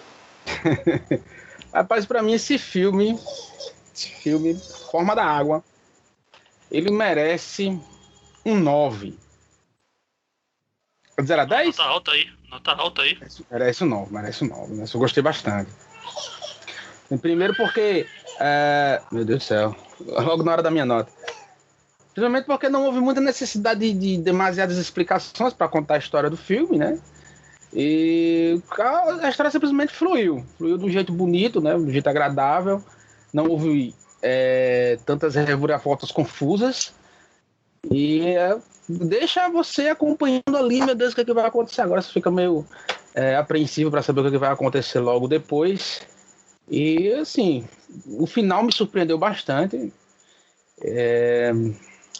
Algumas coisas ali eu não imaginava que iriam acontecer, né? Fiquei bem naquela apreensão, querendo saber o que ia rolar no final, mas me surpreendeu bastante o que rolou ali. E assim, eu gostei bastante do filme, de tudo, né? Começo, meio e fim, foi tudo bem interessante. Quando a criatura chegou, eu queria muito dar logo aquela olhada assim, porra, como é que é essa criatura, como é que é esse bicho aí e tal. Mas eu achei muito bom o filme, bacana. Nota 9 é a minha nota para este maravilhoso filme A Forma da Água. Teve um grilo aí que acompanhou o Ezen durante o programa todo, esse aí eu não vou ter como tirar na edição. Vai todo mundo ficar com grilo? Com um grilo na cabeça. Grilo falando. Caraca, o grilo, ele tá saindo aí, velho, o grilo. Você já deve... tá, com certeza. Gente, bem alto, inclusive. Mas esse desgraça, ele mora na minha casa aqui, já tá tão uns dias, eu não consigo matar ele ainda, me desculpem. É um grilo de verdade, não é um grilo técnico, é um grilo real. É um grilo mesmo. Já não só tinha um grilo antigamente que era um problema técnico, mas... O seu é um grilo mesmo. O meu é um grilo real. Eu já tava achando que a sua consciência tava se manifestando fisicamente. Então vamos lá, próxima nota de 0 a 10, Bia Hertel. E considerações finais. Eu repito a nota 9 também. Eu acho que foi um filme que, assim, ele é completo pra mim. E assim, tem os pecadozinhos. É muito difícil você dar um 10, né? Pra um filme, assim, cegamente dizer que... Pra mim não é muito difícil, não. Luiz, tu tem que rever teus padrões aí. Mas, assim, é um roteiro que ele é fechado e ele ele tem várias camadas do roteiro, ele não é uma história simplória, você precisa ter um certo embasamento e uma certa disposição para poder acompanhar aquela história, não é para todo mundo esse filme, mas dentro dos aspectos artísticos dele, eu acho que ele é uma plataforma para os atores aparecerem muito, mas ao mesmo tempo que os atores aparecem muito, o roteiro não deixa a desejar, não fica uma história só para aqueles atores aparecerem. É uma história completa. Então, para mim, assim, ele é um clássico instantâneo e eu acho que 9 é uma nota justa para ele. Excelente, vamos então para João Leão. Bia Reta, me perdoe, só um comentário que o único clássico instantâneo que tem é Sharknado. tá? Não, cara. Nem Mas tem Snakes on a água. Plane também. Mas tem água, viu? Mas tem água. Pra ser Tem claro, água. instantâneo, tem que ter água. Tem que ter água. Ah, É o E seguinte, Sonic? Tem água. tem água. A minha nota vai ser... Praia. Todo mundo sabe que eu não gosto de no dar idioma nota pra filme. descamoso. Todo mundo sabe que eu não gosto de dar nota pra filme, então me perdoe, não vou dar nota pro filme, porém, eu indico e digo assim, que o filme tem muitos pontos altos e fora a relação da história lá do gato, tá? E uma coisinha ou outra muito leve é que podem ser pontos fracos. Então ele tem muito mais pontos altos a pontos fracos. Na verdade, é quase que a totalidade de pontos altos. Então é um filme que provavelmente vai estar na lista, quase que certeza, vai estar na lista dos melhores filmes do ano. Deve abiscoitar aí alguns desses Oscars que ele está indicado. E quem não assistiu ainda, assista. Assista, que é muito bom. Beleza? Passa pro próximo. Beleza. Eu quero fazer uma Denison. adição aqui. Diga, Se você chamar o Denison, que a gente comentou lá no começo no começo ali, meados do começo do podcast, sobre a criatura lá de Darkstalkers. Sim. O nome dela é Rico, Isso. né? Só pra adicionar aí ao cast. Aham. Vai, Luiz. Vai lá, Denison. Nota de 0 a 10. Eu concordo com o rapaz, eu não sou muito fã de ficar dando nota pro filme, mas eu acho que todos já falaram o principal. O filme tem pequenos defeitos pontuais que são bem pequenos, apesar de um ou outro meio contundente, como o fato dos gatos que nós já falamos, etc. Mas, de forma geral, ele é realmente algo que transplandece como um clássico moderno, como um conto de fadas moderno, tá? Mesmo ele sendo um filme de época, a forma que ele é contada, ele lembra muito gostosamente os filmes de aventura e fantasia dos anos 80, tá? Eu gosto muito desse clima do filme. O roteiro é extremamente leve, a ideia é simples, ele praticamente é um filme muito previsível, mas você não se importa. Você quer ver simplesmente como os personagens vão reagir, como aquilo vai chegar naquilo que você já espera. É um filme extremamente agradável. Eu acho que ele funciona para todos os públicos por causa disso. Então, vamos dizer que o filme tem um 8,5. Porque ele realmente brilha muito mais nessas qualidades do que defeitos, mas tem algumas coisinhas que me incomodaram, como foi construído o personagem lá, o amigo da Eliza. Mas isso. Só que, eu vou concordar com vocês. Ele vai receber aí, no mínimo, metade de todos esses Oscars que ele está competindo. Ele já nasce um filme com esse climão de clássico que vai ser comentado durante muito tempo. Vai ser referência futura aí para filmes de monstros, para como a gente vai explorar essas coisas no futuro, principalmente por causa dessa interação humana que o filme demonstra. Então, fica aí uma nota 8,5 pro filme. Muito bom, Janúncio. Ai, cara, assim, sobre o filme, de uns tempos pra cá, eu não venho só avaliando o filme apenas pela parte técnica, vamos dizer assim. Eu confesso que eu aprendi muito com esse filme sobre o que é a parte técnica de uma produção, fotografia, cenário, efeitos especiais e tudo assim. Tudo da área técnica desse filme é muito bem feito. Como o Denis falou, o pessoal aqui também falou, é um filme que vai ser muito referenciado por essas questões técnicas. É praticamente uma aula de cinema, sabe? E tudo nele converge muito bem, da trilha sonora a iluminação, tudo tem um porquê. Você não encontra nada que é simplesmente jogado, nada no filme, nos mínimos detalhes ele é legal. Depois de ver esse filme, eu compreendi algo que eu por preconceito mesmo, acabava torcendo o nariz quando as pessoas diziam: olha, esse filme tem que ser visto no cinema, porque no cinema ele tem uma aura diferente. Eu vi o filme no cinema, até numa experiência que foi totalmente nova para mim, que eu assisti numa sala VIP, foi minha primeira vez numa sala VIP, e confesso que foi uma experiência muito agradável, e vi de outra maneira, né, que não foi no cinema, e você sente. Cara, você realmente entende. Hoje em dia eu fico até lamento de não ter ido ver Dunkirk no cinema, porque também falam que é um outro filme que ele dentro do cinema tem uma imersão completamente diferente. Então, a minha experiência foi muito boa. Eu sou fã do Guilherme Del Toro de muito tempo, do Doug Jones também. Então, assim, eu vou dar um 10 como nota, mas é muito um 10 pelo grau de satisfação no contexto como um todo. Como a gente falou aqui ao longo do filme, ele tem aqui e ali, vamos dizer assim, uns arranhãozinhos ali no lustre da lataria, coisa muito, quase vou usar um termo que talvez seja até pesado, não sei se fazer adequação, são erros quase insignificantes no contexto de todo o filme, né? Ele realmente não é um 10 total pelo filme, mas por tudo que envolve, e o diretor e tudo mais, a minha nota é 10, assim, tranquilo, sem arrependimento. Não é uma coisa que no final do ano eu vou dizer, poxa, eu vi esse filme, caramba, por que eu dei uma nota boa dessa? Não, eu faço isso agora com toda a satisfação do mundo, eu dou um 10, de novo, por todo o contexto, e eu quero muito que Guilherme Del Toro ganhe um prêmio de melhor diretor, ou o filme ganhe um prêmio de melhor filme, a atriz ganhe um Oscar, assim, dos principais ele tem que pegar um desses.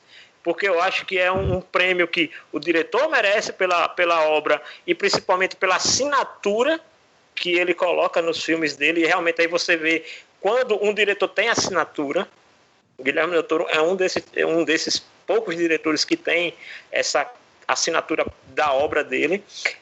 E eu ouso até dizer, se você pega alguns desses últimos filmes, você vê que ele se encaixa no mesmo universo ali do Labirinto do Fauno. Você poderia dizer que ele coexiste naquele mesmo universo, porque ele tem todos os mesmos elementos em maior ou menor grau que o Labirinto do Fauno tem, assim, de fantasia, de realidade, de misticismo e tudo, né? Até mesmo com o próprio Hellboy você encaixaria muito fácil, como até muita gente está fazendo aí, que como se fosse no mesmo universo do Hellboy, apesar de a gente saber que não é, mas a assinatura do Del Toro faz com que tudo isso seja plausível. Você imaginar que muitos dos filmes que ele criou estão ali ambientados no mesmo universo. Muito bem, eu também achei um filme, no cinema, uma experiência bem interessante. Eu tava com zero de expectativa para esse filme, eu tava com vontade mais de ir, porque eu ia com o Janúncio e Arthur e ia ser uma zoeira, né? Assistir filme ia ser uma zoeira. E nem total. Foi divertido, entendeu? Assim, mas não foi uma zoeira, assim. Arthur fazendo drift com o Janúncio quando trocou de cadeira lá, correndo ao redor do elevador. E foi divertido. E eu tava com a expectativa zero, assim. Eu tava querendo muito ver, mas eu tava assim, vi o trailer só ano passado e tal. E o trailer é o filme, não adianta. E isso é excelente porque ele não te engana. É aquilo ali e como a gente já falou no início, é um filme que tem uma história simples, mas que ele aprofunda nos personagens, nos detalhes. Tem aquela outra camada que são as músicas, são os filmes, que com certeza, se fosse mais explorado, os filmes e as músicas vão contar detalhes do filme. A ambientação sociopolítica da época está muito bem retratada. Também um detalhe político-social. E os personagens retratam bem isso, né? Alguns, assim, resumem isso bem neles. Uhum. E eu considero o filme nota 10 mesmo, não tem pra onde correr, não vejo outra nota pra dar pra ele. E no aguardo aí para futuras produções de Guilherme Del Toro, né? Será que ele vai virar o novo Quentin Tarantino, que demora anos para lançar o filme, mas quando lança vem para destronar a galera? Ou será que ele vai se tornar um diretor mais que todo ano vai estar lançando alguma coisa, né? Veremos aí só o filme. Luiz, só um momento, um detalhe que eu tinha lembrado, percebido, mas não citei, que é o seguinte: ele é um filme que se auto-spoila, né? Porque o final do filme já tá no cartaz.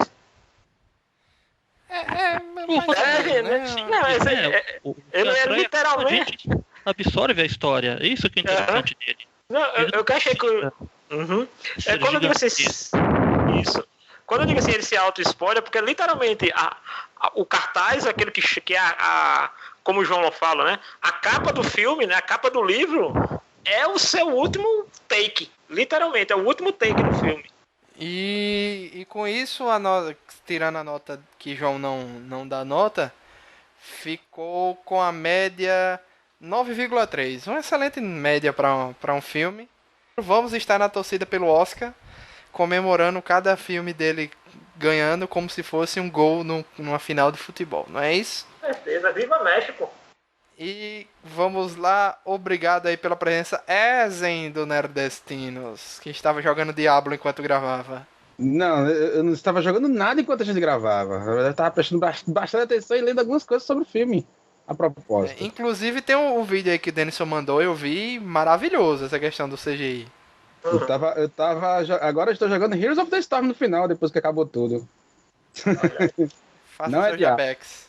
Veja, Bex, acesse o nerdestinos.net.br, estaremos lá falando sobre coisas nerds.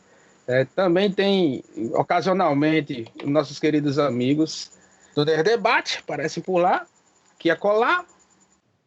Eu ia fazer uma live com o Janúncio, mas ele fugiu da live. Não fugiu, você marcou uma live no dia que eu não estava em casa. É diferente. Mas e daí, cara? Pra mim você fugiu. Caramba, velho. Então... É muito severos, Snape. Boa referência. Então, de vez em quando a gente tem umas lives no Twitch, nossa conta do Twitch, nossa conta do YouTube. Apareçam, curtam nossas redes sociais, estamos lá falando de coisas nerds. Vai ter daqui a pouco algumas coisas do Super Bowl, que saíram Super Bowl, trailers de filme, outras coisas aí pra gente curtir. É isso aí, nerdestinos.net.br para nós todos. O portal HQPB, né? Ele tá atuando, já está ativo, o portal de notícias, de cultura pop, cinema, quadrinhos. A gente, esse próximo mês agora, com a estreia de Pantera Negra, vamos ter algumas novidades, alguns anúncios aí interessantes. Vocês aí fiquem de olho, principalmente aí com a pré-estreia do Pantera Negra, lá no Cinépolis do Mangabeira. Do Mangabeira não, do Manaíra Shopping. Então se preparem que esse mês de fevereiro vai ter muita novidade aí, algumas surpresas inusitadas. E obrigado a presença aí de Bia Hertel, que está com sua aranha Lucas aí na foto do Skype. Eu me despeço aqui agradecendo mais uma vez o convite. Farrapei nas duas últimas gravações por motivos aleatórios, mas dessa vez deu certo participar, então foi muito bom estar aqui com vocês nesta maravilhosa noite quente de domingo. Então, boa noite. E obrigado a presença aí de João Leão, Johnny Lion, um advogado das estrelas. E eu estou agora assistindo mais um clássico moderno, Irmão do Jorel. Sim. Sensacional. Do Daniel Furlan. É muito bom. Aí, galera, depois de assistir A Forma da Água, vai assistir Irmão do Jorel, vai se divertir um pouquinho, vá. E pronto, já que tá todo mundo fazendo jabá, me procure aí no Instagram, e toda sexta-feira eu indico um filme. Agora sim, como eu sou advogado, eu indico um filme que tem a ver com o direito, com a área do direito, e faço um comentáriozinho lá para você ficar esperto e algumas pessoas pararem de falar bobagem, porque médico e advogado todo mundo tem um pouco. Legal, é o seguinte.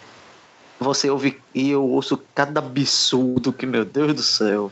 Senhores, boa noite, durmam bem, sonhem com os anjos, bom dia, boa tarde, sei lá qual é a hora que você está ouvindo esse podcast, mas divirtam-se, o que vale é a experiência, por isso que eu não gosto de pôr nota em filme. Abraço aí, tchauzinho. Valeu. Então, e obrigado também, Denison, pela sua segunda participação no Nerd Debate, segunda de muitas.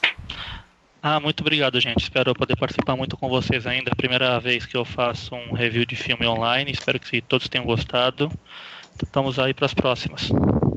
E obrigado a todo mundo que ouviu até o final. Quem não assistiu o filme, meu Deus, vá assistir enquanto é tempo.